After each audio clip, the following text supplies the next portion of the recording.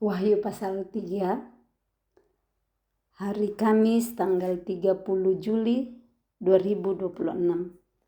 Kepada jemaat di Sardis. Dan tuliskanlah kepada malaikat jemaat di Sardis. Inilah firman Dia yang memiliki ketujuh roh Allah dan ketujuh bintang itu. Aku tahu segala pekerjaanmu. Engkau dikatakan hidup padahal engkau mati. Bangunlah dan kuatkanlah apa yang masih tinggal, yang sudah hampir mati. Sebab tidak satu pun dari pekerjaanmu aku dapati sempurna di hadapan Allahku. Kemarin kita sudah membaca surat yang dituliskan kepada malaikat di 4 jemaat. Apa yang difirmankan kepada Yohanes itu diminta dituliskan dan kepada ketujuh jemaat di Asia Kecil, dan di sini sudah kita baca kemarin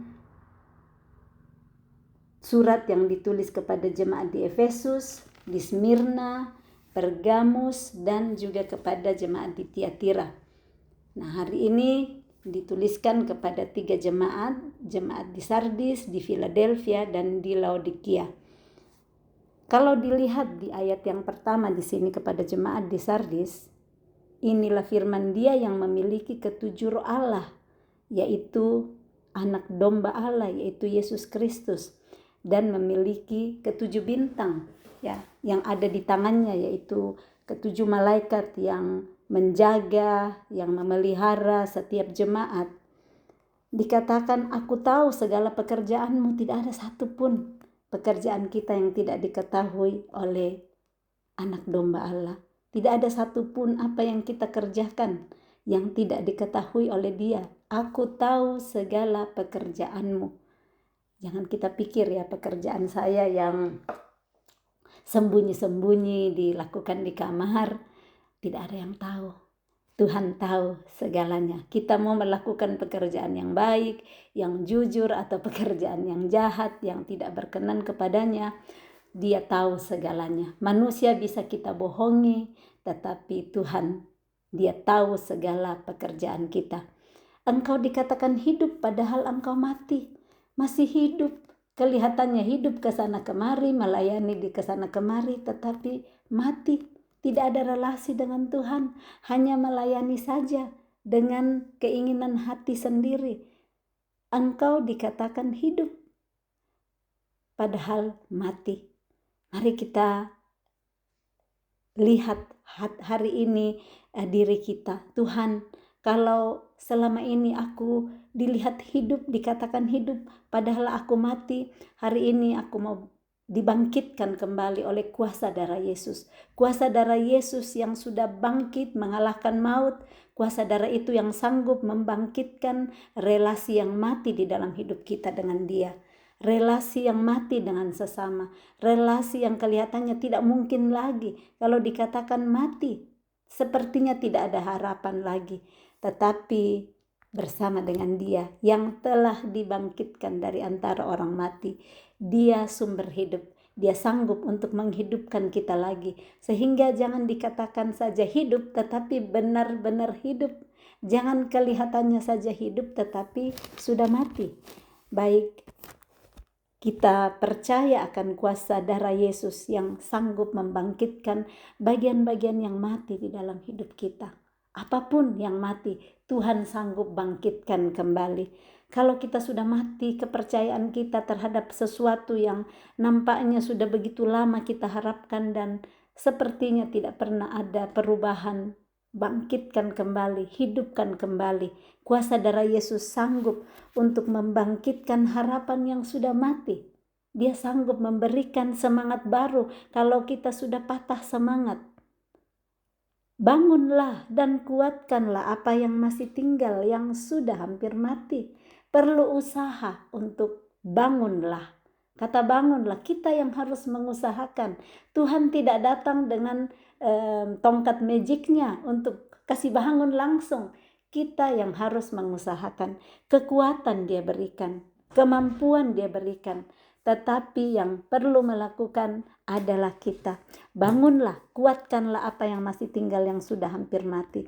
Apapun itu yang sudah sangat lemah, yang sepertinya tidak ada harapan lagi dalam hidup kita. Mari kita percaya darah Yesus sanggup untuk saya bangun kembali, untuk saya bangkit kembali, untuk saya dikuatkan kembali.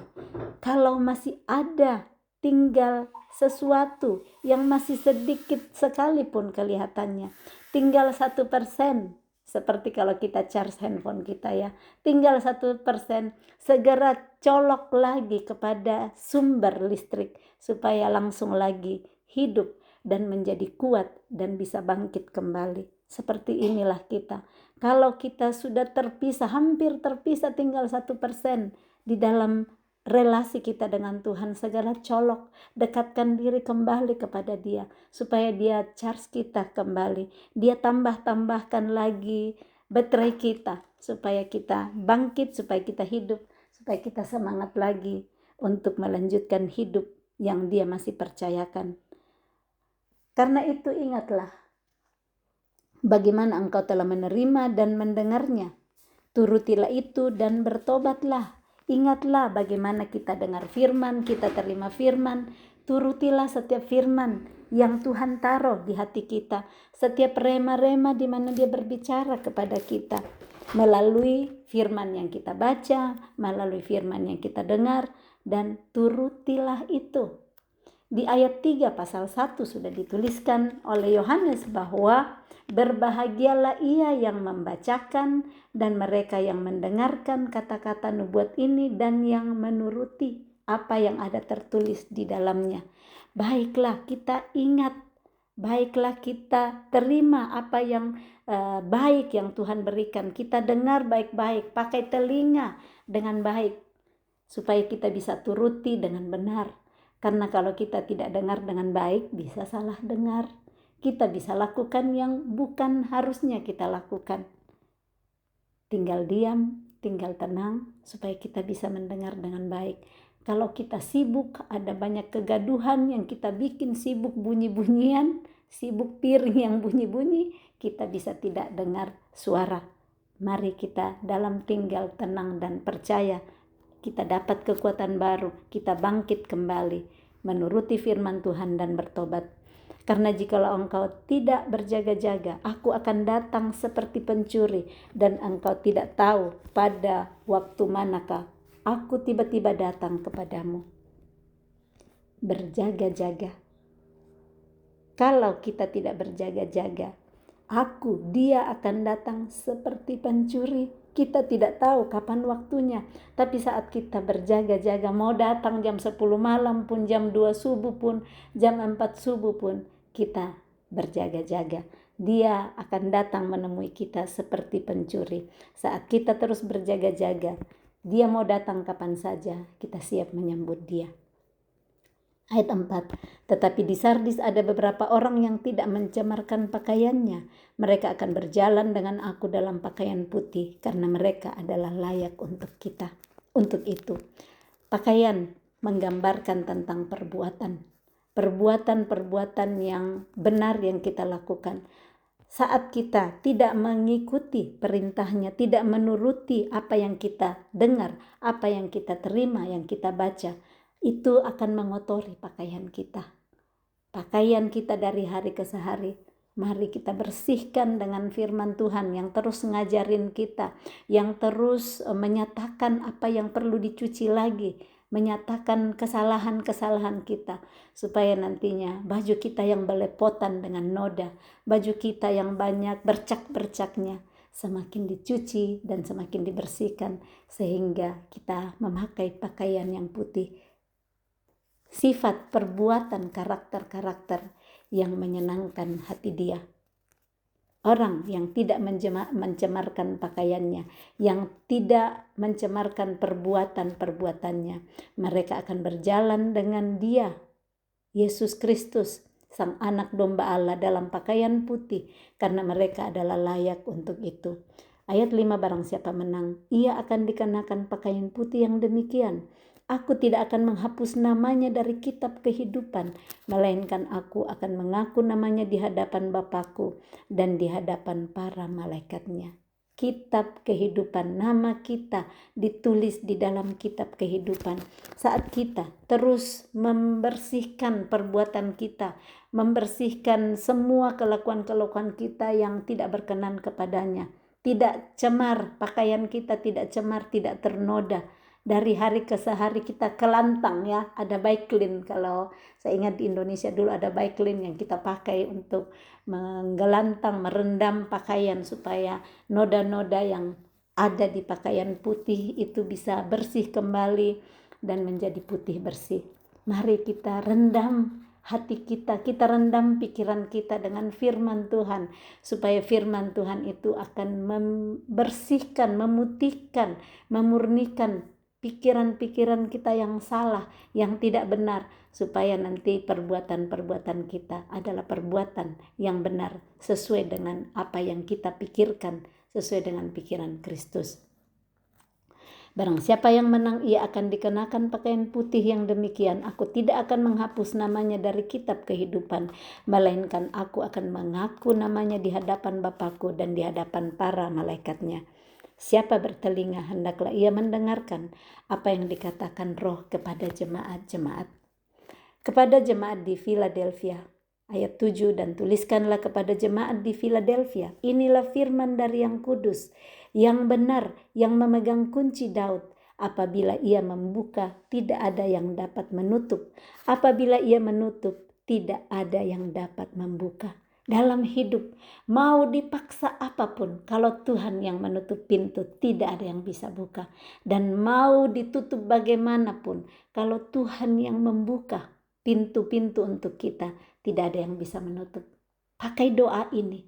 Tuhan, kalau Engkau yang buka setiap rencanamu dalam hidupku hari ini, tidak ada satupun yang mencoba menghalangi, yang mencoba menutup, yang bisa menutupnya. Tapi Tuhan, kalau Engkau mau menutup pintu-pintu di depanku, pintu yang Engkau tahu belum waktunya saya masuk di sana, atau pintu yang kalau saya masuk di sana membahayakan diriku, tutup Tuhan. Mari kita percaya dan mengamini. Pintu yang Tuhan tutup itu adalah pintu yang Tuhan tahu tidak baik untuk kita masuki hari ini, yang sementara ditutup untuk kita. Atau memang pintu itu ditutup karena Tuhan lihat itu pintu yang tidak baik. Atau Tuhan bilang, tunggu waktunya, saya bukakan pintu itu untuk engkau. Semua ada waktunya, tapi yang kita perlu tahu dan percayai, kita bisa pakai sebagai doa, kita bisa pakai sebagai terapi, bahwa kalau ia menutup, tidak ada yang dapat membuka. Dan kalau ia membuka, tidak ada yang dapat menutup. Ayat 8, aku tahu segala pekerjaanmu. Dia ulang lagi, aku tahu segala pekerjaanmu. Tadi udah disampaikan kepada jemaat di Sardis. Diulang lagi di sini kepada jemaat di Philadelphia. Lihatlah, aku telah membuka pintu bagimu yang tidak dapat ditutup oleh seorang pun. Tuhan mengatakan lihatlah. Berarti bisa tidak melihat, bisa tidak lihat bahwa Tuhan telah membuka pintu yang tidak dapat ditutup siapapun. Kenapa tidak melihat? Karena mungkin mata melihat lain, atau mata ditutup, mata dibukakan, sehingga pintu yang Tuhan sudah buka, yang orang lain mau coba tutup tetapi pasti tidak bisa kalau Tuhan yang buka, perlu dilihat, diperhatikan, supaya kita tahu Tuhan telah buka pintu bagi kita. Kadang kita tinggal menunggu satu pintu yang kita harapkan Tuhan buka, padahal sudah ada satu pintu lain yang Tuhan buka di depan, tetapi kita tidak lihat. Karena kita sibuk melihat pintu lain yang masih tertutup, kita sibuk menunggu pintu lain yang masih tertutup di depan kita. Mari lihatlah, buka mata kita. Untuk bisa melihat, kita perlu buka mata kita. Lihatlah, Tuhan telah membuka pintu bagi kita hari ini. Jangan sibuk menunggu pintu yang masih ditutup oleh Tuhan, tapi pintu yang telah dibuka, perhatikan dan lihat dan bersyukurlah. Masuklah ke dalam pintu yang telah dibuka. Pintu dibuka artinya siap untuk kita masuki. Jangan tinggal berdiri di depan pintu. kalau pintunya sudah dibukakan. Aku tahu bahwa kekuatanmu tidak seberapa, namun engkau menuruti firman-Ku dan engkau tidak menyangkal nama-Ku. Tuhan tahu seberapa kuat kita, seberapa banyak kekuatan kita, sekalipun tidak seberapa, tetapi yang Tuhan perhitungkan adalah menuruti firman-Nya dan tidak menyangkal namanya. Mari kita turuti firman-Nya. Hari ini apa yang Dia sampaikan, kalau Dia sampaikan kepada kita, Dia berbicara kepada kita melalui tulisan kepada malaikat di jemaat Sardis bahwa kamu dikatakan hidup padahal engkau mati. Biar segera kita tangkap firman ini, kita turuti untuk bangun dan untuk menguatkan hati lagi, bangkit dan hidup bersama dengan Dia, melanjutkan kehidupan kita. Jangan hanya hidup kelihatannya tetapi mati di dalam. Turuti firman-Nya. Lihatlah beberapa orang dari jemaah iblis, yaitu mereka yang menyebut dirinya orang Yahudi, tetapi yang sebenarnya tidak demikian, melainkan berdusta, akan kuserahkan kepadamu. Sesungguhnya aku akan menyuruh mereka datang dan tersungkur di depan kakimu dan mengaku bahwa aku mengasihi engkau. Karena engkau menuruti firman-Ku untuk tekun menantikan aku. Kembali ayat 10 dikatakan, karena engkau menuruti firman-Ku. Ayat ke-8 tadi, namun engkau menuruti firman-Ku. Bagi Tuhan sangat penting menuruti firman-Nya. Menuruti firman-Nya artinya taat kepada perintah-Nya, taat kepada apa yang Dia minta kepada kita, untuk tekun menantikan Dia, tekun menantikan sampai waktunya datang. Kita ingat di satu Yohanes Wahyu pasal 1, di mana Yohanes di situ sudah menuliskan, mengatakan di awal perikop penglihatan Yohanes di Patmos bahwa aku Yohanes saudara dan sekutumu dalam kesusahan, dalam kerajaan, dan dalam ketekunan menantikan Yesus. Ini dituliskan kepada jemaat di Philadelphia. Dikatakan bahwa karena engkau menuruti firman-Ku untuk tekun menantikan aku. Rasul Yohanes juga tekun menantikan Yesus. Kadang kita tidak tekun. Kenapa bisa tidak tekun? Di dalam penantian itu capek, mungkin panas, mungkin sakit, berdesak-desakan, kelaparan, banyak hal yang membuat orang bisa tidak tekun. Tetapi kita lihat contoh Yohanes, dia dalam ketekunan sekalipun dia dalam kesusahan. Dan jemaat di Philadelphia pun dikatakan, engkau menuruti firman-Ku dan untuk tekun menantikan aku. Mari kita tekun menantikan Dia. Mari kita tekun menantikan janji-janjinya. Jangan kita nggak sabaran dan keluar mencari jalan lain dan tidak menjadi tekun. Maka aku pun akan melindungi engkau dari hari pencobaan yang akan datang atas seluruh dunia untuk mencobai mereka yang diam di bumi. Kalau kita menuruti firman-Nya, kalau kita tekun menantikan Dia, maka perlindungan akan ada pada kita. Dia akan melindungi kita dari hari pencobaan yang akan datang atas seluruh dunia. Bukan cuma di Indonesia, di Belanda, di Swiss, di Amerika, tetapi akan datang atas seluruh dunia untuk mencobai mereka yang diam di bumi. Aku datang segera, peganglah apa yang ada padamu, supaya tidak seorang pun mengambil mahkotamu. Pegang erat-erat yang masih ada pada kita. Kalau masih ada iman kita pegang iman itu. Apa yang kita percayai, yang kita aminkan terjadi dalam hidup kita, pegang itu, supaya tidak seorang pun mengambil daripada kita mahkota yang Tuhan sudah sediakan bagi kita. Ayat 12, barang siapa menang, ia akan kujadikan soko guru di dalam bait suci Allahku, dan ia tidak akan keluar lagi dari situ, dan padanya akan kutuliskan nama Allahku, nama kota Allahku, yaitu Yerusalem baru, yang turun dari surga, dari Allahku, dan namaku yang baru. Soko guru saat kita menang, dan tidak akan keluar lagi dari bait suci Allah, dan padanya akan kutuliskan nama Allahku. Pada orang yang menang akan dituliskan nama Allahnya, akan dituliskan nama kota Allah, yaitu Yerusalem baru yang akan turun nantinya dari sorga, dari Allah, dan namanya yang baru. Siapa yang bertelinga, hendaklah ia mendengarkan apa yang dikatakan Roh kepada jemaat-jemaat. Telinga, telinga, dan telinga terus-menerus disampaikan kepada setiap jemaat. Kalau kamu punya telinga, dengarkanlah apa yang dikatakan Roh kepada jemaat.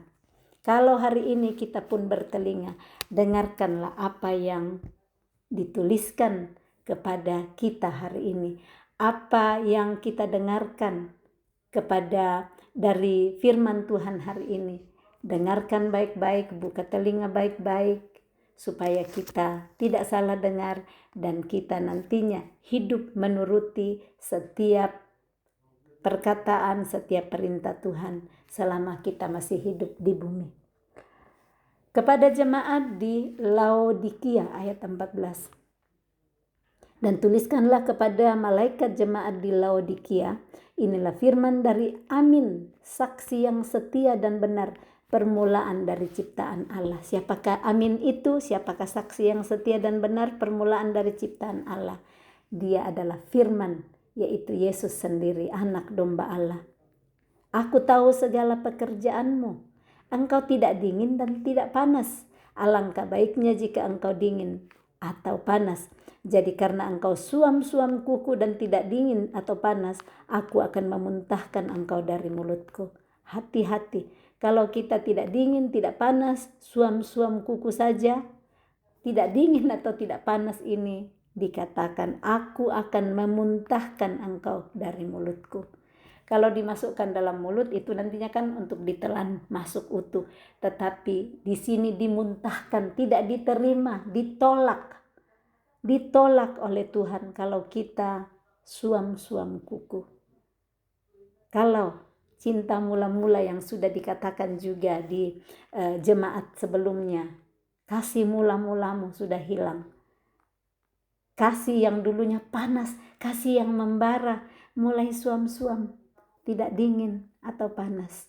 Hati-hati, Tuhan akan memuntahkan kita dari mulutnya. Mari terus terbakar oleh Roh Kudus. Roh Kudus yang ada di dalam kita. Roh Kudus itu seperti api. Firman Tuhan itu seperti api yang membakar. Firman itu seperti palu yang menghancurkan gunung batu. Biar kita terus semangat, pakai terus palu kehidupan kita. Hancurkan semua yang tidak benar dalam hidup kita. Hancurkan, bakar semua dengan api firman. Semua yang sudah dingin dalam hidup kita. Yang sudah membeku, yang sudah beku, kalau air membeku itu sudah seperti batu ya, keras sekali, tetapi sanggup untuk dihancurkan, sanggup dilelehkan dengan api. Panaskan kembali yang dingin. Tidak ada yang mustahil bagi Tuhan. Saat kita percaya, tidak ada yang mustahil bagi orang yang percaya. Ambil api firman Tuhan, bakar, panaskan yang dingin di dalam hidup kita. Yang dingin, harapan sudah dingin, tidak ada lagi kasih, tidak ada lagi perhatian satu dengan yang lain. Bakar kembali, panaskan dengan api firman, api yang penuh kasih, supaya kasih yang sudah hilang kepada pasangan, kasih yang sudah mati, Tuhan sanggup bangkitkan kembali. Tidak ada yang tidak bisa Dia lakukan saat kita berlari kepada Dia, sumber hidup itu, sumber panas itu, sumber segala sesuatu. Dia yang sanggup mengerjakannya di dalam hidup kita. Dimulai dengan kita mau dulu, kita bekerja sama dengan Dia, kita turuti firman-Nya, maka yang tidak mungkin menurut manusia, mungkin bagi Allah dan dikerjakan melalui hidup kita. Ayat 17. Karena engkau berkata, aku kaya dan aku telah memperkayakan diriku dan aku tidak kekurangan apa-apa, dan karena engkau tidak tahu bahwa engkau melarat dan malang, miskin, buta dan telanjang. Ada yang mengaku-ngaku aku kaya, memperkayakan diri dan tidak kekurangan apa-apa, padahal tidak tahu di mata Tuhan dia itu miskin, malang, melarat, buta, dan telanjang. Jangan sombong dengan kekayaan yang kita punya di bumi, kekayaan dan materi yang kita punya. Kalau di depan Tuhan itu adalah melarat, malang, miskin, buta, dan telanjang. Maka aku menasihatkan engkau supaya engkau membeli daripadaku emas yang telah dimurnikan dalam api. Beli daripadaku emas yang telah dimurnikan dalam api. Saat kita rela dimurnikan di dalam api, saat kita rela memberikan hidup kita diperbaiki, dibersihkan dari kotoran-kotoran, itu harus melalui pembakaran, harus melalui api yang panas, yang menyengat. Tetapi saat kita mau berdiam diri dalam pembakaran, dalam proses-proses pemurnian, kita akan menjadi kaya kembali. Agar engkau menjadi kaya dan juga pakaian putih supaya engkau memakainya. Pakai pakaian putih, telanjang kalau kelihatannya pakai baju cantik-cantik, pakai baju indah, jubah yang indah. Tetapi perbuatan yang dilakukan, perbuatan yang tidak menyenangkan Tuhan, itu kelihatan seperti telanjang di depan Tuhan. Kalau kita rela untuk dimurnikan, kita rela untuk dicuci, rela direndam untuk menjadi putih kembali, kita akan menjadi sesuatu yang mahal harganya, membeli daripada Tuhan. Apa yang kita bisa beli daripada Tuhan? Engkau membeli daripadaku emas yang telah dimurnikan. Emas yang telah dimurnikan, Yesus yang telah dimurnikan, yang sudah murni dan dimurnikan lewat kebangkitannya dari antara orang mati. Kita percaya dia, terima dia di dalam hidup kita. Dia yang sanggup untuk membuat kita kaya, membuat pakaian kita jadi putih, supaya saat kita memakainya, agar jangan kelihatan ketelanjanganmu yang memalukan, dan lagi minyak untuk melumas matamu supaya engkau dapat melihat. Minyak untuk melumas mata. Kalau mata buta, mata banyak kotorannya, perlu dibersihkan. Ambil minyak untuk melumas mata kita. Minyak kasih Tuhan, minyak firman Tuhan, supaya mata kita yang buta, mata kita yang juling, mata kita yang tidak bisa melihat kembali dengan baik. Ayat 19, barang siapa kukasihi, ia kutegur dan kuhajar. Sebab itu relakanlah hatimu dan bertobatlah. Relakah kita saat kita ditegur dan dihajar? Kebanyakannya kita tidak rela kalau ditegur dan dihajar. Kita maunya ya nggak ditegur ya, kita maunya nggak dihajar. Tetapi firman Tuhan hari ini mengatakan, kalau kita tahu kita dikasihi, mari relakanlah hati kita untuk ditegur dan dihajar. Dan saat kita sudah ditegur, sudah dihajar, bertobatlah. Teguran datang mungkin melalui sesama, mungkin melalui pembacaan firman, mungkin melalui mimpi, mungkin melalui dengar khotbah, mungkin melalui binatang seperti Bileam, ada keledainya, ada Petrus yang disadarkan lewat ayam jantan yang berkokok. Relakanlah hati kita saat Tuhan pakai siapapun dalam hidup kita untuk menegur, untuk menghajar kita. Dan lewat teguran dan hajaran itu kita bertobat, berbalik dari cara-cara hidup kita yang tidak berkenan kepada Tuhan. Mari kita terima itu sebagai kasih. Jangan marah, saya tidak disayang, saya tidak dikasihi, saya ditegur, saya dihajar. Barang siapa kukasihi, kata Yesus, ia kutegur dan kuhajar. Anak kita sayang, makanya kita tegur dan kita hajar kalau mereka menyimpang dari hal-hal yang benar dan baik. Hati kadang tidak rela. Mari aku mau berkata kepada hatiku, hai hati, relalah untuk ditegur dan dihajar. Rela hati supaya aku bisa bertobat dan berbalik kepada jalan-jalan yang Tuhan sudah sediakan. Ayat 20, lihat, Aku berdiri di muka pintu dan mengetuk. Yesus berdiri di depan pintu dan mengetuk. Jikalau ada orang yang mendengar suaraku dan membukakan pintu, aku akan masuk mendapatkannya dan aku makan bersama-sama dengan dia dan ia bersama-sama dengan aku. Ini ayat 20. Coba cari gambarnya ya, ada gambar-gambarnya di internet. Kita lihat ada Yesus yang berdiri di muka pintu mengetuk. Tidak ada gagang pintu dari luar. Yesus tidak bisa masuk sendiri, dia nggak bisa paksa masuk. Kecuali orang yang di dalam rumah itu, di balik pintu itu, yang memutar gagang pintunya, yang memutar kuncinya, membukakan pintu untuk Yesus, untuk dia masuk. Mari lihat hari ini Tuhan berkata, aku berdiri di muka pintu dan mengetuk. Ada ketukan-ketukan Yesus. Jikalau ada orang yang mendengar suaraku, artinya bisa ada orang yang tidak mendengar suaranya. Kalau tidak dengar suaranya, dia tidak bukakan pintu. Bisa juga ada yang dengar suaranya, tetapi pura-pura tidak dengar. Pernah kan seperti itu? Pura-pura nggak dengar, udah dengar ketukan-ketukan, begitu lama ketuk semakin keras, tapi pura-pura tidak dengar karena tidak mau buka, atau karena malas, atau karena sibuk sementara bikin yang lain. Firman Tuhan mengatakan, jikalau ada orang yang mendengarkan suaraku dan membukakan pintu, jangan cuma dengar tetapi tinggal saja di tempat tidur, tinggal saja duduk-duduk, sibuk masak, tidak pergi ke pintu untuk membukakan pintu. Mari saat dengar suaranya, bukakan pintu bagi dia, supaya dia masuk bersama-sama. Dia mau makan bersama-sama dengan kita, dan kita bersama-sama dengan dia.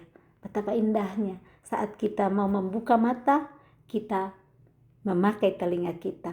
Lihat dan dengarkan suara ketukan dia di depan pintu hati kita hari ini. Ayat 21, barang siapa menang, ia akan kududukkan bersama-sama dengan aku di atas tahtaku, sebagaimana aku pun telah menang dan duduk bersama-sama dengan Bapakku di atas tahtanya. Siapa bertelinga, hendaklah ia mendengarkan apa yang dikatakan Roh kepada jemaat-jemaat. Amin. Siapa menang? Barang siapa menang, ia akan didudukkan bersama-sama dengan dia di atas tahtanya, sebagaimana Yesus pun yang telah menang dan duduk bersama-sama dengan Bapanya di atas tahtanya. Apakah kita mau menang? Bagaimana supaya kita menang? Mari buka pintu hati kita, supaya Yesus masuk mendapatkan kita. Kita makan bersama-sama dia. Dia yang ajarin kita, dia yang bercerita tentang kehidupan yang sesungguhnya, karena dia adalah sumber hidup, supaya kita bisa menang dan kita bisa didudukkan bersama-sama dengan Bapa di atas tahtanya, sama seperti Yesus yang telah menang dan duduk bersama-sama dengan Bapanya di atas tahtanya. Amin. Ya, demikian pembacaan Wahyu pasal 3, surat yang dituliskan kepada ketujuh jemaat sudah disampaikan semua oleh Yohanes. Jadi dari pasal 2 ke pasal yang ke-3 ini semua apa yang disampaikan kepada Yohanes sudah dituliskan di situ kepada ketujuh jemaat. Besok kita akan melihat lagi apa yang akan diperlihatkan dan diperdengarkan kepada Yohanes. Mari kita tetap setia, tekun menantikan dia yang akan datang. Seperti pencuri, kita tidak tahu kapan dia datang, tetapi saat kita tekun, kita setia menanti dia, kita menuruti segala perkataannya, kita buka hati kita untuk menerima dia, membukakan pintu supaya dia masuk bersama dengan kita. Maka kita percaya kita tidak akan ketinggalan, kita akan bersama-sama dengan dia, kita akan didudukkan bersama dengan dia di atas tahtanya. Pergunakan kesempatan yang masih ada. Tuhan mengasihi kita, kesempatan menghidupkan kembali yang mati. Jangan nyerah dan biarkan, tidak apa-apa memang sudah mati, ya biarlah mati saja sekalian.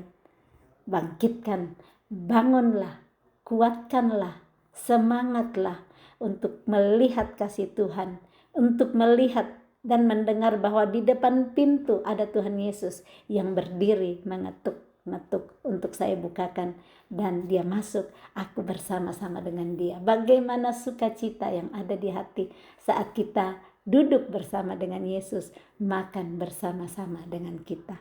Salam kasih, Tuhan Yesus memberkati. Shalom.